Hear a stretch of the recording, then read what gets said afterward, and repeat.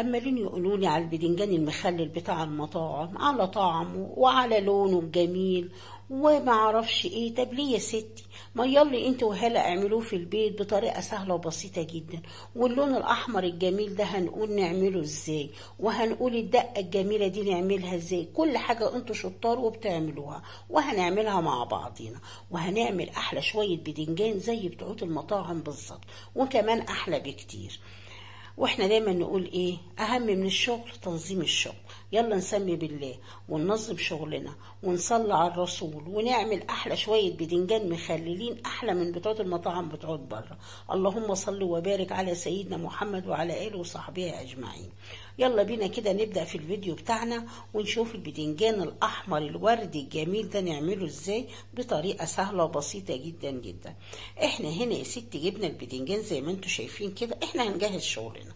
البدنجان تجيب البدنجان الصغير الاسود اللي الزهره بتاعته لونها اخضر. ما تجيبيش البدنجان اللي الزهره بتاعته لونها كده دبلانه، لا يا ست ما بيبقاش طازه. احنا عايزين بدنجان طازه. شايفين الزهره لونها اخضر ازاي؟ والبدنجانه تدوسي فيها كده تكون طريه، الناشفه بيبقى فيها بذر كتير.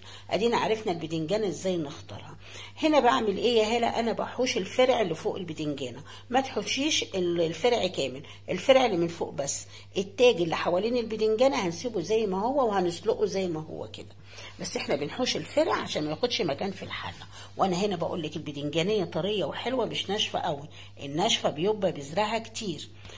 وهنجيب طبق كده معانا دلوقتي ونغسل البدنجان بايه؟ بالجزء بتاع الزهره ده. انا حطيت البدنجان كده زي ما انتم شايفين. البدنجان يبقى صغير ما يكونش كبير. انا هنا الكاميرا مكبراه شويه. المهم نزلت بالبدنجان بتاعي كده كله. اعملي يا ستي الكميه اللي انت عايزاها. انا هنا عامله في حدود كيلو قله، انت عايزه تعملي اقل ده براحتك. المهم ايه؟ هاخد البدنجان كده اغسله مره واتنين وتلاته. وانا هنا بوريك البدنجان تكون طريه وتكون الزهره بتاعتها خضراء عشان تاكلي احلى بدنجانه كده مزبده وزي الفل. ونزلت بميه من الحنفيه او تحت الحنفيه، اغسليه مره واتنين وتلاته واسبيه حوالي دقيقه كده في الميه، نقعيه. المهم خلي البدنجان زي الفل قبل ما تسلقيه. المهم بعد ما غسلناه كده هنعمل ايه يا هاله؟ انا غسلته مره واتنين وتلاته وجبت الحله بتاعتي ونحط فيها البدنجان الجميل ده. على فكره البدنجان ده انا ممكن اكله ني كده عادي، يعني مفيش مشكله عندي. المهم نزلت بالبدنجان كده زي ما انتم شايفين، وهننزل عليه بايه بقى؟ بشويه ميه، بس ما تكتريش الميه. الميه تبقى تحت اول صف، اول صف ده ما يطولش الميه، ما تكتريش الميه. هو اول صف ده هيستوي على البخار. ونص معلقه ملح صغيره كده. وناخد الحله بتاعتنا كده نحطها على ايه؟ على نار عاليه في الاول. هنغطيها ونحطها على نار عاليه. اول ما يغلي معانا كده خلاص بيقلب كده، هد النار وسيب البدنجان يعيش حياته. بس كل دقيقتين كده او كل 3 دقايق يا ستي روحي شوفي البدنجان بتاعك استوى ولا لا، لان كل بدنجان غير التاني. انا ما اقدرش احدد لك المده. طب نعرفه استوى ازاي يا هاله؟ بالشوكه كده. تعالي من فوق تحت الزهره، لقيت الشوكه دخلت في البدنجانه كده بكل سهوله، خلاص كده البدنجان بتاعك استوى، لان هو بيستوي من تحت الاول. وانا كده انا ممكن على فكره اشوفه بايدي، لان انا بصراحه واخده العاده دي من ماما ربنا يديها الصحه والعافيه. كانت تعس الحاجه السخنه كده بايديها، يعني عندنا قوه تحمل شويه كده. بس انت ما تعمليش زي كده بايدي، انت استخدمي الشوكه. المهم خلاص البدنجان انا لقيته كده استوى، ما يتهريش منك. طلعته من الميه وحطيته في طبق وسبته يبرد. تعالي نشوف الدقه بتاعتنا عباره عن ايه. عباره عن 5 فلفلات خضر، عباره عن معلقه ملح مليانه مهرمه صغيره، ربع معلقه كمون، نص معلقه بابريكا. دي الهريسه اللي انا عاملاها معاكم على القناه. ما عندكيش هريسه يا ستي حطي قرنين حمر، 5 ليمونات، 10 فصوص ثوم، نقول قرنين شطه حامين حسب الرغبه. دي ايه طلبات الدقه بتاعتنا زي ما انتم شايفين. فلفل اخضر وليمون وملح وبابريكا وكمون، وكل الكلام ده هناخده على الكبه بقى. انا هجيب الكبه بتاعتي كده وانزل بقى بالفلفل الاخضر، وانزل بقى بقرنين الشط حسب الرغبه، وانزل بقى بالعشر فصوص توم زي ما انتم شايفين كده، وانزل بمعلقه الملح الصغيره المهرمه، وانزل بربع معلقه الكمون ونص معلقه البابريكا ومعلقه الهريسه. ما عندكيش هريسه حطي في قرون شطه فلفل احمر. المهم انا ايه كله ده في الكبه. انا لو بعيد عن الكاميرا هشتغل في الكبه على طول، بس انا هطلع لكم الخلطه الجميله دي عشان نشوف ايه شكلها مع بعضين. شايفين الخلطه شكلها حلو ازاي، وما اقولكمش على ريحتها. ولسه كمان هنعمل ايه بقى، جبت البوله بتاعتي كده ونزلت بالدقه الجميله دي، ومكان الشفشه او مكان الكبه بتاعتك ما تغسليهاش دلوقتي، ما تغسليش الكبه دلوقتي، اركنيها هنحتاجها. المهم ايه، ادي الخلطه الجميله دي. بس قاعد ايه يا هلا، لسه بقى لسه الليمون الجميل بقى ده. البدنجان المخلل اساسه ايه، اساسه الليمون. فيا ريت اللي وصلت الخطوه دي تحط لي اللايك عشان فيديوهاتي توصل لكل الناس. انا هعصر الليمون كده زي ما انتم شايفين. اهم حاجه في الليمون خلي بالكم من البذر. البذر لما بيقعد في المخلل بيمرر، لازم نحوش البذر يا جماعه. المهم ايه، انا عصرت كده ايه، انا عصره حوالي 5 ليمونات. لو انت ما بتحبيش الليمون كتير قللي. انا كده ايه خلاص الخلطه بتاعتي زي الفل. قاعدي ودوق الخلطه بتاعتك، لازم تشوفي الملح بتاعك. هنقول تاني، الملح بتاعي غير الملح بتاعك. دوقي حاجتك وشوفي الملح اللي انت بتحبيه بالظبط. خلاص انا كده ايه البدنجان بتاعي بعد ما بارد كده بقشره، شايفين ازاي بطلع القشره بكل سهوله، والبدنجانيه مستويه زي الفل. انا عايزه البدنجان محتفظ بنفسه كده، ما يكونش مهري، مستوي كويس بس مش مهري. شايفين ازاي، وبتقشريه بكل سهوله زي الفل. طب ليه يا هلا انت بتسيبي الزهره؟ عشان ما يشربش ميه مننا. الزهره بتحافظ على البدنجانه وما تشربش ميه. وانا الطريقه دي على فكره عرفتها قريب. انا في الاول ما كنت بشيل الزهره، لكن انا ما بعرف حاجه وبلقاها صح وبجربها لازم اقول لكم عليها، لان دي امانه. انا فاتحه قناه يبقى لازم اقول لكم على كل حاجه. بعد كده عملت ايه بقى، جبت بقى البدنجانيه اقسمها على نصين. شايفين شكلها حلو ازاي، لونها فاتح مش شاربه ميه ولا اي حاجه زي الفل. الله يبارك لها اللي علمتنا الطريقه دي. المهم ايه، خلاص بقى انا هجيب علبه كده واخد كده ايه البدنجان وابتدي ايه اعبي البدنجان بتاعي او اتبله زي ما انتم شايفين كده. كل نص كده حوالي ربع معلقه كده وزعيها في البدنجانيه، وبسن المعلقه كده دوسي كده اعملي لها حفره كده بحيث تدخلي التتبيله في ايه في البدنجان. ما اقولكمش على الريحه، الجمال والريحه والحلاوه. على فكره وانا شغاله كده ممكن تلاقيني باكل واحده كده، لان انا عاشقه للبدنجان المخلل بالذات او البدنجان المسلوق. طب ايه يا هلا احنا لغايه دلوقتي مش شايفين لونه احمر؟ معلش يا ستي اتحمليني وانت هتشوفوا كل حاجه دلوقتي. خلينا دلوقتي في الدقه الجميله دي وريحتها وجمالها. احنا بنعبي البدنجان كده شايفين ازاي، دي طريقه. وفي طريقه تاني ممكن تعبي بها البدنجان، شكل البدنجان مغري جدا. ممكن وهو في الطبق زي ما هو كده، تعالي يا ست كل واحد ربع معلقه كده ودوسي بحافه المعلقه كده دخلي الدقه في النص كده او في لحم البدنجان عشان يتشرب معاكي.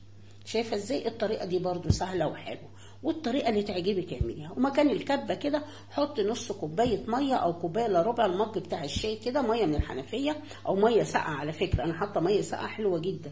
الميه الساقعه بتشد البدنجان معانا كده، وحطيه على البوله كده كوبايه على مكان الخلطه اللي انت ايه كنت حاطه فيها ايه التتبيله بتاعتك.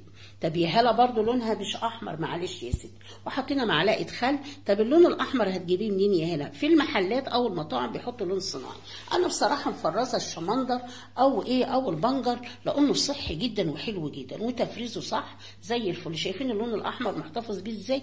هاخد كده كام قطعه كده، وبقيه الشمندر او بقيه الحبايه دي البنجر دي هعملها كوبايه عصير بميه متلجه دلوقتي.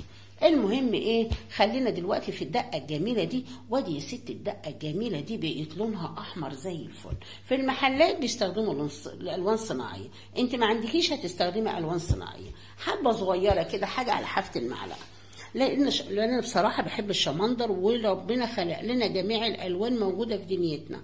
اللون الاحمر هتلاقيه في الشمندر، تستخدميه في اي حاجه محتاجه لون احمر. فانا بصراحه بينفعني السنه كلها، اشرب منه عصير، اعمل منه سلطه، بدخله في السلطات. على فكره طعمه حلو جدا لانه علاج خفي للانيميا. المهم انا ايه طلعت لكم طلعنا من البدنجان دخلنا في الشمندر. خلاص يا هلا ما تتوهناش، خلينا في البدنجان بتاع المطاعم. خلاص يا ست احنا كده خلصنا. خلصنا. بس هنقول على طريقه الحفظ وازاي يقعد عندك زي الفل. ودي معلقه زيت كده، الزيت بيدينا لون حلو لمعه للبدنجان، وفي نفس الوقت بيحافظ لنا على البدنجان من اي بكتيريا. وعلى فكره انا حاطه في الخلطه بتاعت البدنجان ربع معلقه سكر. السكر ماده حافظه، بيدي تطعيمه حلوه جدا في الدقه دي وما بيبقاش ظاهر خالص. شايفين الجمال والحلاوه؟ احلى شويه بدنجان. بس احنا لسه بقى هنقول على الاكلات اللي نستخدم فيها البدنجان، وهنقول على طريقه الحفظ، وشويه كده هوريكم بعد ربع ساعه البدنجان هيبقى لونه احمر جميل جدا جدا. طب طريقه الحفظ يا هلا ازاي؟ احنا كده خلصنا البدنجان بتاعنا. طب طريقه الحفظ ازاي بقى؟ انا هنا عماله اوريكم في البتنجان، لانه بصراحه وانا قبل ما اغطيه او اشيله كان بيبتدي ياخد اللون الاحمر من الايه؟ من الشمندر. والشمندر بصراحه حاجه مغذيه جدا جدا جدا، يعني حتى الميه تحت البتنجان او الدقه اللي عملناها دي مغذيه، يعني انا باكل بيها واقول لكم باكل بيها ازاي. ونمسح علبتنا كده وشكلها حلو. انا هنا برضو بوريكم البتنجان تاني. المهم بتمسح مساحه العلبه بتاعتي كويس قبل ما ادخلها التلاجة. لازم ننضف حاجتنا كده واسيبيه يا ستي في التلاجة. طب نحافظ عليه ازاي يا هلا؟ هقول لك يا ستي. انا المهم قشر الليمون ده، الليمون قبل ما بعصره انا بغسله كويس وباخد كده كام قشريه كده. القشر ده بيدي ريحه حلوه قوي في البدنجان. المهم بناخد العلبه الجميله دي بنقفلها وبنشيلها في التلاجة.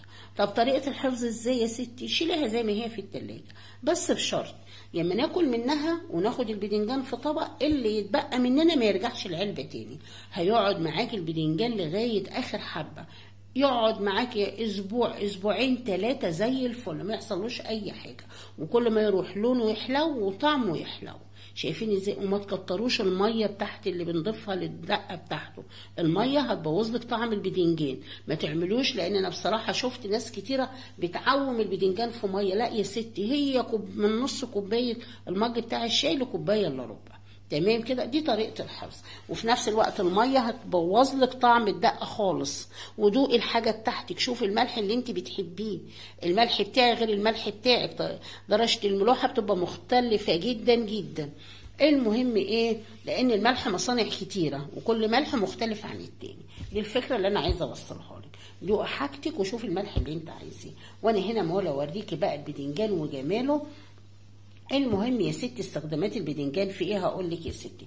مع اي نوع فطار احنا بناكل بدنجان، مع سندوتش فول، مع سندوتش بطاطس، مع الفطار، في الغدا لو انت عامله محشي وشويه ملوخيه كده بنطلع معاه شويه بدنجان مسلوقين، بتبقى احلى اكله في الدنيا. يعني انا عن نفسي هاله باكله مع جميع الاكلات. انا ممكن تلاقيني مع نفسي كده جحت كده اجيب كده ربع رغيف عيش كده بلدي، انا بميل للعيش البلدي، واحط فيه بدنجانيه كده واكل منها كده وببقى مبسوطه جدا جدا. شايفين بقى لونه؟ شوفوا كل ما بيروح يحلو ازاي. ادي اللون يا ستي بتاع المحلات، هم بيحطوا الوان صناعيه وبتدي اللون السريع بسرعه. بس احنا نحط، لو انت عندك شمندر يا ستي او بنجر حطي يا ستي منه، يقعد يديكي لون حلو وفي نفس الوقت حاجه صحيه. طيب يا هاله بقى ايه بقى؟ ده البدنجان يا ستي بعد ما بيقعد عندك بيبقى باللون الجميل ده لغايه ما بيخلص بنفس اللون زي الفول. والدقه الجميله دي على فكره انا ممكن اجيب شويه الفول كده وما بحطش ملح ولا زيت ولا اي حاجه، اخد معلقه من الدقه الجميله دي على الفول، تاكلي احلى طبق فول مع شويه بدنجان ما اقولكيش على الجمال والحلاوه. فهقول لكم ايه بقى؟ ما تنسوش تدعموني باللايك والاشتراك في القناه وتفعيل زر الجرس عشان قناتي تكبر بيكم وليكم. وايه رايكم بقى في الجمال والحلاوه دي؟ ادي بقى ربع الرغيف بتاع حاله بقى، احلى اكله بالنسبه لي دي. شايفين الجمال؟ شايفين لون الدقه؟ الدقه دي خرافه، دي بالعيش كده تغمزي كده احلى شويه دقه في الدنيا. فهقول لكم ايه؟ بالهنا والشفا، وهنتظر رايكم في التعليقات، وهقول لكم ايه؟ يا رب يعجبكم. سلام.